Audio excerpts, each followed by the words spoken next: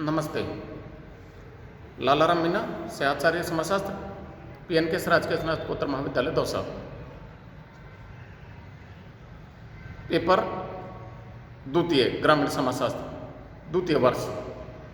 जैसा कि मैं आपको पहले परंपराओं के अर्थ एवं परिभाषा बता चुका हूँ, पुनः मैं आपको याद दिला दूँ कि परिभाषाओं में मैंने आपको 3-4 परिभाषा बहुत महत्वपूर्ण बताई। जैसे रास महोदय की परिभाषा है, उसका आपको अच्छे से ध्यान कर लेना है।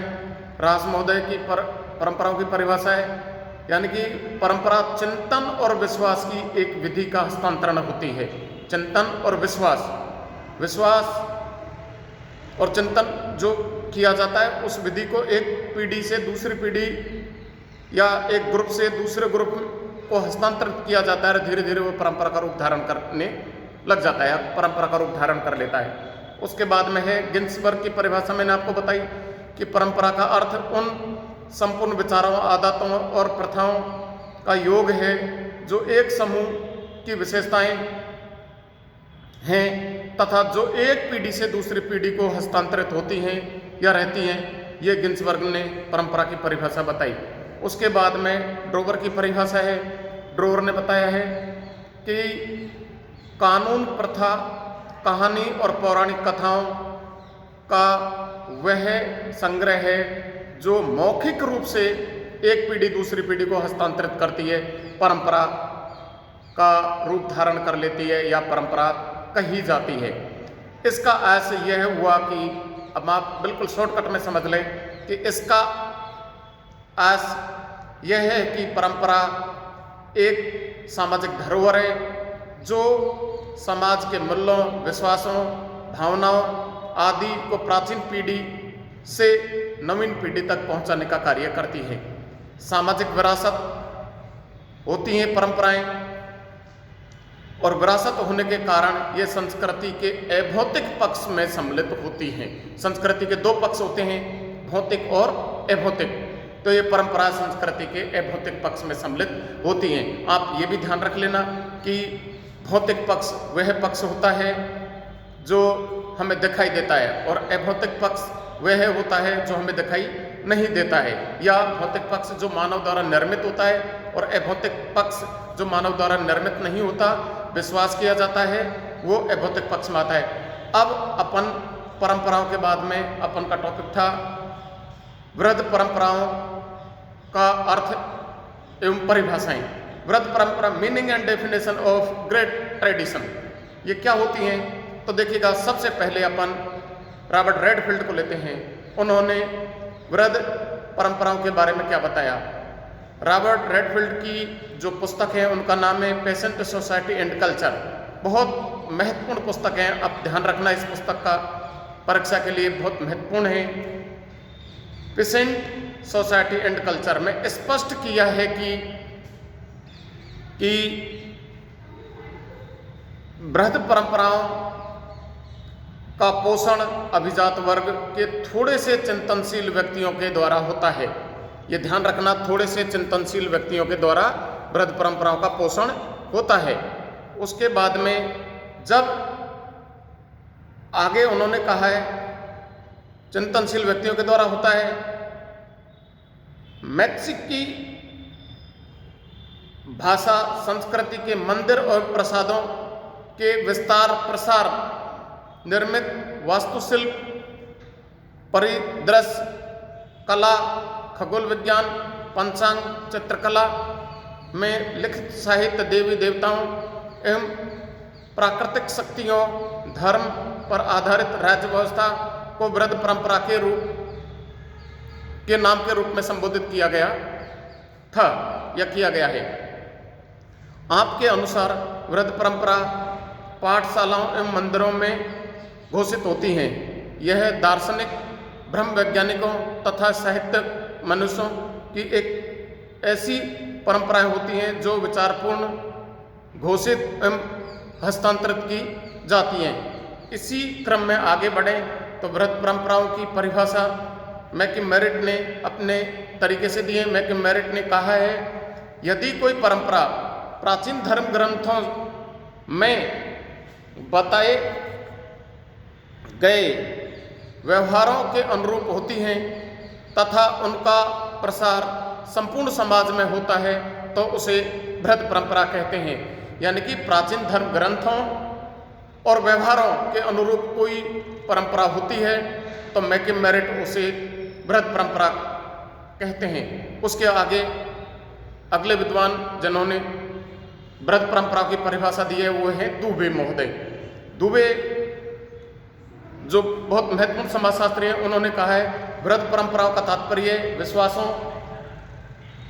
कर्मकांडों तथा सामाजिक प्रतिमानों की उस संयुक्तता से समझा जाता है जो नियमबद्ध और पवित्र ग्रंथों से संबंधित होती हैं, बृहद परंपरा कहती हैं। यानी कि विश्वास, कर्मकांड, सामाजिक प्रतिमानों को आपको ध्यान में रखना है, विश्वास। उसके बाद में इन सभी परिभाषाओं के निष्कर्ष के रूप में अपन या मैं आपको बताऊं कि बृहद परंपरा की परिभाषा क्या होती है। यानी कि उपरोक्त परिभाषाओं से स्पष्ट है कि यह स्पष्ट हो जाता है कि बृहद परंपरा अभिजात वर्ग के थोड़े से चिंतनशील व्यक्तियों द्वारा घोषित होती है। ये बृहद परंपराएं अपने सृजनात्मक शक्ति के परिणाम स्वरूप विकसित होती हैं।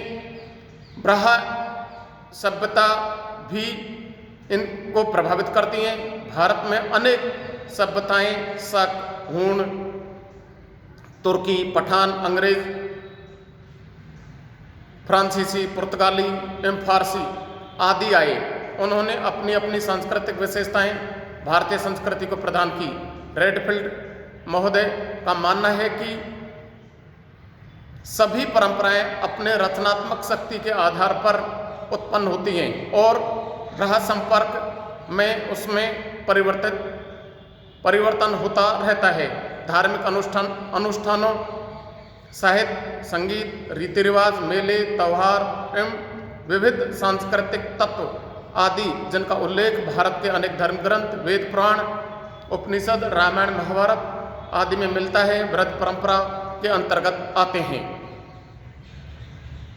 अनेक विचारकों ने वसुधैव कुटुंबकम, क्षमा, अहिंसा, शांति, सहअस्तित्व और सार्वभौमिक आदि को सांस्कृतिक परंपराओं के अंतर्गत लिया है। सभी त्यौहार, देवी देवताएं, जैसे उदाहरण के रूप में मैं आपको अच्छे से बता दूं, दशहरा, दीपावली, रामनवमी, शिवरात्रि, राम, कृष्ण, विष्णु, शिव, हनुमान, सरस्वती, पार्वती, लक्ष्मी का वर्णन अनेक धर्म ग्रंथों में होता है या किया गया है, के कारण इन्हें बृहद परंपराओं में गिना जाता है।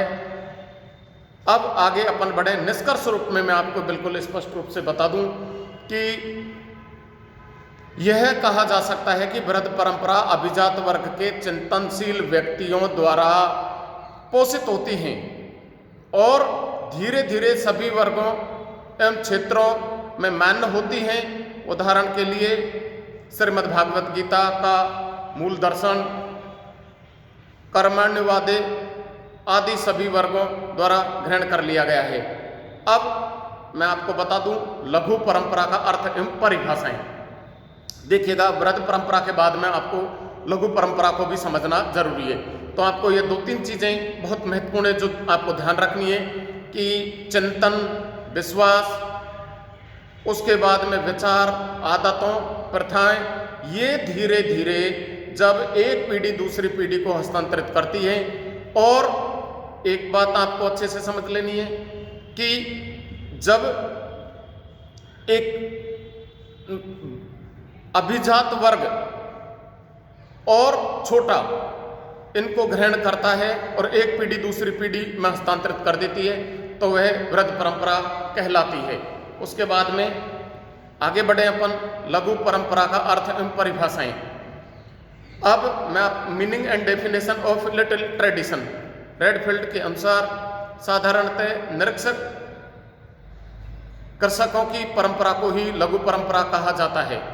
लघु परंपरा को रेडफील्ड ने स्थानीय परंपरा के रूप में भी देखा है। रेडफील्ड महोदय ने लघु और बृहद परंपराओं को विस्तार से बताया है। आपने ये स्थानीय परंपराएं होती हैं आपने माना है कि सांस्कृतिक और धार्मिक जीवन से संबंधित अनेक, यदि कोई परंपरा मूल धर्म ग्रंथों से संबंधित नहीं हो, केवल एक छोटे से क्षेत्र में संचालित हो और अधिकांश व्यक्ति उसके वास्तविक अर्थ को न समझते हों, तो ऐसी परंपराओं को लघु परंपरा कहा जाता है। जो विश्वास किसी छोटे से छोटे क्षेत्र में धीरे धीरे विकसित होकर कालांतर में धार्मिक कृत्य का रूप प्राप्त कर लेती है, तो वे धार्मिक कृत्य ही लघु परंपरा का रूप धारण कर लेते हैं या लघु परंपरा कहलाती है। उदाहरण के लिए जैसे धार्मिक अनुष्ठान, रीति रिवाज, लोक कथाएं, मेले, लोकगीत, लोक नृत्य, तीर्थ यात्राएं, धर्मशालाएं, प्याऊ, अतिथि सत्कार, पूजा के ढंग आदि अनेक कृत्य जिनका उल्लेख किसी धर्म ग्रंथों में लिखित रूप में नहीं मिलता और जो एक पीढ़ी दूसरी पीढ़ी को मौखिक रूप से हस्तांतरित करती है, लघु परंपरा कहलाती है। उसके बाद में आगे अपन बढ़ें।